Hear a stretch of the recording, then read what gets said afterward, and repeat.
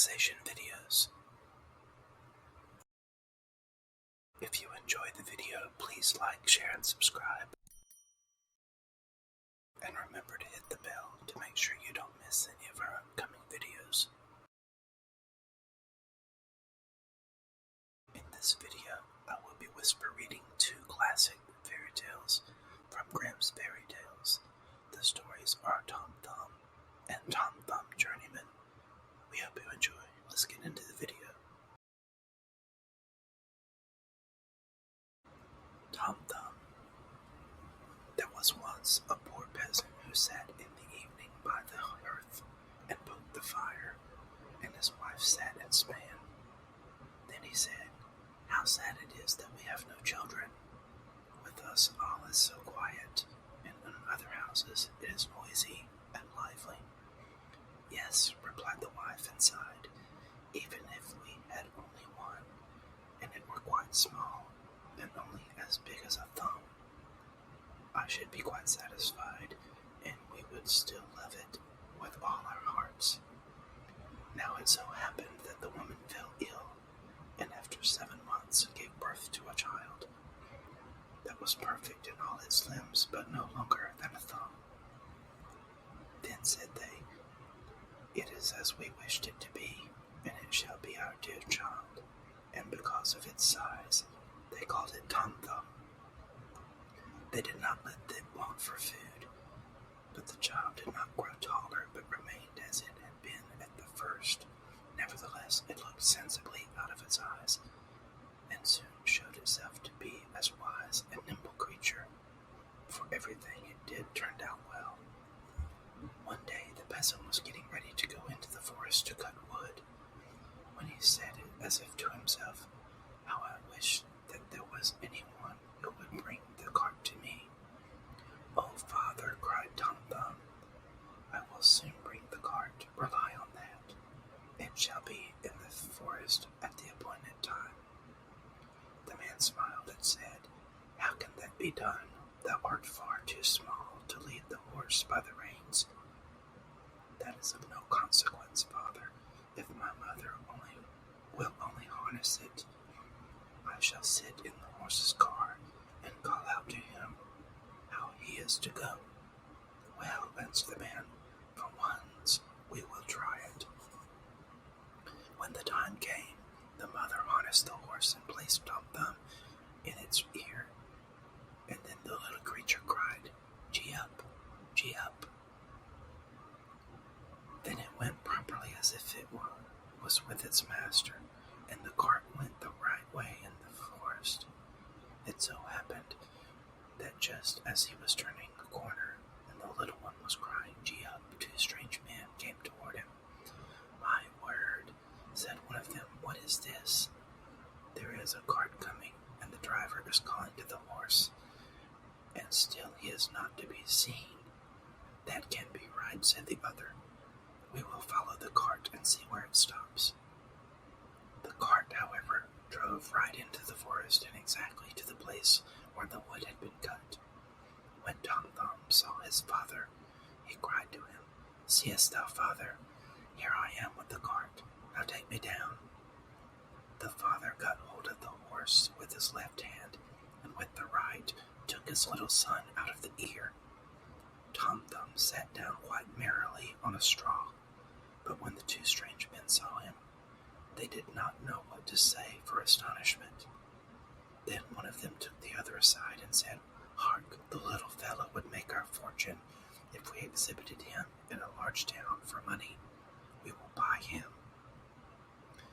They went to the peasant and said, "Sell us the little man.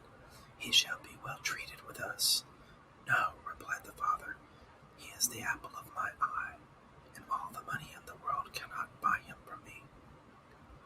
Tom Thumb, however, when he heard of the bargain, had crept up the folds of his father's coat, placed himself on his shoulder, and whispered into his ear, "Father, do give me away. I will soon come back again." Then the father parted with him to them 2 men for a handsome bit of money. "Where wilt thou sit?" they said to him. "Oh, just set me on the rim of your hat, Then I can walk backwards and forwards and look at the country and still not fall down. They did as he wished, and when Tom Thumb had taken leave of his father, they went away with him. They walked until it was dusk, and then the little fellow said, "Do not take me down, or do take me down. I want to come down." The man took his hat off and put the little fellow on the ground by the wayside, and he leapt and crept out a little between the sods, and then he suddenly slipped into a mouse hole which he had sought out. "Good evening, gentlemen. Just go home without me," he cried to them and mocked them. They ran thither and stuck their sticks into the mouse hole, but it was all lost labor. Tom Thumb crept still farther in, and as it soon became quite dark, they were forced to go home with their vexation and their empty purses. When Tom Thumb saw that they were gone, he crept back out of the subterranean passage. "It is too dangerous to walk on the ground in the dark," said he. "How easily a neck or a leg is broken." Fortunately, he knocked against an empty snail shell. "Thank God," he said, "in that I can pass the night in safety," and got into it. Not long afterwards, when he was just going to sleep, he heard two men go by, and one of them was saying, "How shall we contrive to get hold of the rich pastor's silver and gold?" "I can tell thee that," cried Tom Thumb, interrupting them. "What was that?" said one of the thieves in fright. "I heard someone speaking." They stood still listening, and Tom Thumb spoke again and said, "Take me with you, and I'll help you." "But where art thou?" "Just look on the ground and observe from whence my voice comes," he replied. There the thieves at length found him and lifted him up. "Thou little imp, how wilt thou help us?" they asked. "A great deal," he said. "I will creep into the pastor's room through the iron bars, and will reach out to you whatever you want to have." "Come then," they said, "and we will see what thou canst do." When they got to the pastor's house, Tom Thumb crept into the room, but instantly cried out with all his might, "Do you want to have everything that is here?" The thieves were alarmed and said, "But do speak softly, so as not to awaken anyone." Tom Thumb, however, behaved as if he had not understood this, and cried again, "What do you want? Do you want to have everything that is here?" The cook, who slept in the next room, heard this and sat up in the bed and listened. The thieves, however, had in their fright run some distance away, but at least they took courage and thought, "The little rascal wants to mock us." They came back and whispered to him, "Come, be serious, and reach something out to us." Then Tom Thumb again cried as loudly as he could, "I really will give you everything, just put your hands in." The maid, who was listening, heard this quite distinctly and jumped out of bed and rushed to the door. The thieves took flight and ran as if the wild huntsmen were behind them. But as the maid could not see anything, she went to strike a light. When she came to the place with it, Tom Thumb, unperceived, betook himself to the granary, and the maid, after she had examined every corner and found nothing, lay down in her bed again, and believed that after all she had only been dreaming with open eyes and ears. Tom Thumb had climbed up among the hay and found a beautiful place to sleep in. There he intended to rest until day and then go home again to his parents. But he had other things to go through. Truly there is much affliction and misery in this world. When day dawned, the maid arose from her bed to feed the cows. Her first walk was to the barn, where she laid hold of an armful of hay, and precisely the very one in which poor Tom Thumb was lying asleep. He, however, was sleeping so soundly that he was aware of nothing, and did not wake up until he was in the mouth of a cow, and had picked him up with a hay. "Ah, heavens!" cried he, "how have I gone into the fulling mill?" discovered where he was. Then it was necessary to be careful not to let himself go between the teeth and be dismembered.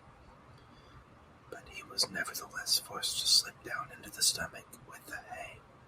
"In this little room the windows are forgotten," he said, "and no sun shines in, neither will a candle be brought." His quarters were especially unpleasing to him, and worst was, more and more hay was coming in by the door, and the space grew less and less. But at length, in his anguish, he cried as loud as he could, "Bring me no more fodder! Bring me no more fodder!" The maid was just milking the cow, and when she heard someone speaking and saw no one, and perceived that it was the same voice that she had heard in the night, she was so terrified that she slipped off of her stool and spilt the milk. She ran in great haste to her master and said, "Oh, heavens, master, the cow has been speaking." "Thou art mad," replied the master, but he went himself to the byre to see what was there. Hardly, however, had he set his foot inside when Tom Thumb cried again, "Bring me no more fodder! Bring me no more fodder!" And the master himself was alarmed, and thought that an evil spirit had gone into the cow and ordered her to be killed. She was killed, but the stomach in which Tom Thumb was thrown out the midden. Tom Thumb had great difficulty in working his way. However, he succeeded so far as to get some room, but just as he was going to thrust his head out, a new misfortune occurred. A hungry wolf ran thither and swallowed the whole stomach at one gulp. Tom Thumb did not lose courage. Perhaps he thought the wolf would listen to what I have got to say, and he called out to him from his stomach, "Dear wolf, I know of a magnificent feast for thee." "Where is it to be had?" said the wolf. "In such and such a house. Thou must creep into it through the kitchen sink, and wilt find cakes and bacon and sausages, and as much of them as you canst eat." And he described it to him exactly, his father's house. The wolf did not require to be told this twice, squeezed himself in at night through the sink, and ate to his heart's content in the larder. When he had eaten his fill, he wanted to go out again, but he had become so big that he could not go out by the same way. Tom Thumb had reckoned on this, and now began to make a violent noise in the wolf's body, and raged and screamed as loudly as he could. "Wouldst thou be quiet?" said the wolf. "Thou would waken up the people." "Eh, what?" replied the little fellow. "Thou hast eaten thy fill, and I will make merry likewise," and began once more to scream with all his strength. At last his father and mother were aroused by it, and ran to the room and looked in through the opening in the door. When they saw that the wolf was inside, they ran away, and the husband fetched his axe, and the wife the scythe. "Stay behind," said the man, when they entered the room. "When I have given him a blow, if he is not killed by it, thou must cut him down, and hew his body to pieces." When Tom Thumb heard his parents' voices and cried, "Dear father, I am here. I am in the wolf's body," said the father, full of joy, "Thank God, our dear child has found us again," and bade the woman take away her scythe, that Tom Thumb might not be hurt with it. After that he raised his arms and struck the wolf such a blow on his head that he fell down dead. And then they got knives and scissors and cut the body open and drew the little fellow out forth. "Ah," said the father, "what sorrow we have gone through for thy sake." "Yes, father, I have gone around the world a great deal. Thank heaven, I breathe fresh air again." "Where hadst thou been then?" "Ah, father, I have seen in a mouse's hole, in a cow's stomach, and have been in a wolf. Now I will stay with you." "And he will not sell thee again?" "No, not for all the riches in the world," said his parents, and they embraced and kissed kissed their dear Tom Thumb. They gave him to eat and to drink, and had some new clothes made for him, for his own had been spoiled on his journey. Journeyman. A certain tailor had a son who happened to be small and no bigger than a thumb, and on this account he was always called Tom Thumb. He had, however, some courage in him, and said to his father, "Father, I must and will go out into the world." "That's right, my son," said the old man, and took a long darning needle and made a knob of sealing wax on it at the candle, and there was a sword for thee to take with thee on the way. Then the little tailor wanted to have one more meal with them, and hopped into the kitchen to see what his lady mother had cooked for the last time. It was, however, just dished up, and the dish stood on the hearth. Then he said, "Mother, what is there to eat today?" "See for thyself," said his mother. So Tom Thumb jumped onto the hearth and peeped into the dish. But as he stretched his neck in too far, the steam from the food caught hold of him and carried him up in the chimney. He rode about in the air on the steam for a while, until at length it sank down to the ground again. Now the little tailor was outside in the wide world, and he travelled about, and went to a master in his craft. But the food was not good enough for him. "Mistress, if you give us no better food," said Tom Thumb, "I will go away, and early tomorrow morning I will write with chalk on the door of your house, 'Too many potatoes, too little meat. Farewell, Mr. Potato King.'"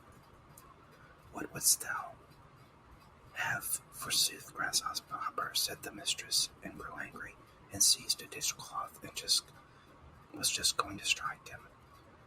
But my little tailor crept nimbly under the thimble, peeped out from beneath it, and put his tongue out at the mistress. She took up the thimble and wanted to get hold of him, but little Tom Thumb hopped into the cloth, and while the mistress was opening it out and looking for him, he got into a crevice in the table. "Ho, ho, lady mistress," he cried, and thrust his head out, and when she began to strike him, he leapt down into the drawer. At last, however, she caught him and drove him out of the house. The little tailor journeyed on and came to a great forest, and there he fell in with a band of robbers who had a design to steal the king's treasure.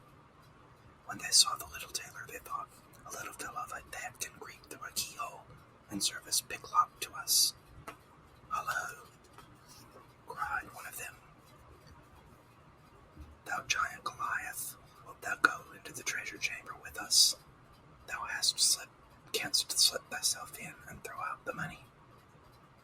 Tom Thumb reflected a while, and at length he said yes, and went with them to the treasure chamber.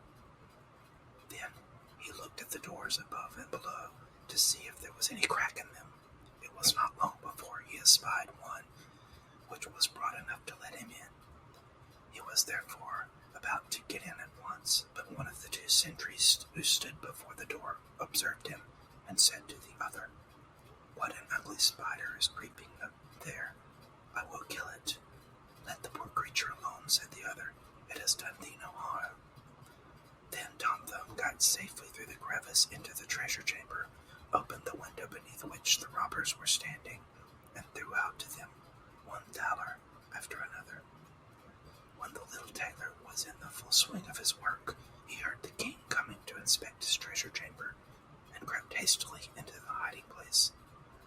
The king noticed that several solid thalers were missing, but could not conceive who could have stolen them, for locks and bolts were in good condition, and all seemed well guarded. Then he went away again, and said to the sentries, "Be on the watch, someone is after the money." Then, therefore, Tom Thumb recommended his labors. They heard the money moving, and a sound of clink, clink, clink. They ran swiftly in to seize the thief, but the little tailor, who heard them coming, was still swifter, and leapt into a corner and covered himself with a thaler, so that nothing could be seen of him. And at the same time he mocked the sentries and cried, "Here am I." The sentries ran thither, but as they got there, they had already dropped into another corner under a thaler. was crying, "Ho, ho, here am I." The watchman sprang there in haste, but Tom Thumb had long ago got to a third corner and was crying, "Ho, ho, here am I." And thus he made fools of them and drove them so long round about the treasure chamber that they were weary and went away. Then, by degrees, he threw all the thalers out, dispatching the last with all his might. Then hopped nimbly upon it and flew down through the window. The robbers paid him great compliments. "Thou art a valiant hero," said they. "Wilt thou be our captain?" Tom Thumb, however, declined, and said he wanted to see the world first. Then now divided the booty, but the little tailor only asked for a cruiser because he could not carry more. Then he once more buckled on his sword, bade the robbers goodbye, and took off to the road. First he went to work with some masters, but he had no liking for that, and at last he hired himself a manservant in an inn. The maids, however, could not endure him, for he saw all they did secretly, without their seeing him, and he told their masters and mistress what they had taken off the plates and carried away off out of the cellar for themselves. Then said they, "Wait, and we will pay thee off," and arranged with each other to play him a trick. Soon afterwards, when one of the maids was mowing in the garden and saw Tom Thumb jumping about and creeping up and down the plants, she moved up quickly with the grass and mowed him up, tied all in a great cloth, and secretly threw it to the cows. Now amongst them there was a great black one who swallowed him down without hurting him. Down below, however, it pleased him ill, for it was quite dark, neither was any candle burning. When the cow was being milked, he cried, "Strip, strap, stroll, will the pail soon be full?" But the noise of a milking prevented his being understood. After this, master of the house came into the cow byre and said, "The cow shall be killed tomorrow." Then Tom Thumb was so alarmed that he cried out in a clear voice, "Let me out first, for I am shut up inside her." The master heard this quite well, but did not know from whence the voice came. "Where art thou?" asked he. "In the black one," answered Tom Thumb, but the master did not understand what that meant, and went out. Next morning the cow was killed. Happily, Tom Thumb did not meet with one blow at the cutting up and chopping. He got among the sausage meat, and when the butcher came in and began his work, he cried out with all his might, "Don't chop too deep, don't chop too deep, I am amongst it." No one heard this because of the noise of the chopping knife. Now poor Tom Thumb was in trouble, but trouble sharpens his wits, and he sprang out too adroitly between the blows, and none of them touched him, and he escaped with whole skin. But still he could not get away. There was nothing for it but to let himself be thrust into a black pudding with the bits of bacon. His quarters were rather confined, and besides that he was hung up in the chimney to be smoked. And their time did hang terribly heavy on his hands. At length, in winter, he was taken down again, and the black pudding had to be set before a guest. When the hostess was cutting it in slices, he took care not to stretch out his head too far, lest a bit of it should be cut off. At last he saw the opportunity, cleared a passage for himself, and jumped out. The little tailor, however, would not stay any longer in the house where he fared so ill, so at once set out on his journey again. But his liberty did not last long. In the open country he met with a fox, who snapped him up in a fit of absence. "Hullo, Mr. Fox," cried the little tailor, "it is I who am sticking in your throat. Set me at liberty again." "Thou art right," answered the fox. "Thou art next to nothing for me. But if thou wilt promise me the fowls in thy father's yard, I will let thee go." "With all my heart," replied Tom Thumb. "Thou shalt have all the cocks and hens that I promised thee." Then the fox let him go again, and himself carried him home. When the father once more saw his dear son, he willingly gave the fox all the fowls which he had. "For this I likewise bring thee a handsome bit of money," said Tom Thumb, and gave his father the cruiser which I learned he had earned on his travels. But why did the fox get the poor chickens to eat? Oh, you goose, your father would surely love his child far more than the fowls in his yard. We hope you enjoyed this reading video. If you have any comments, please leave them below. Let us know which stories you would like us to cover, and if we can, we will. On behalf of Tannoah Relaxation Videos, we thank you for watching, and we hope to see you soon for more of our videos.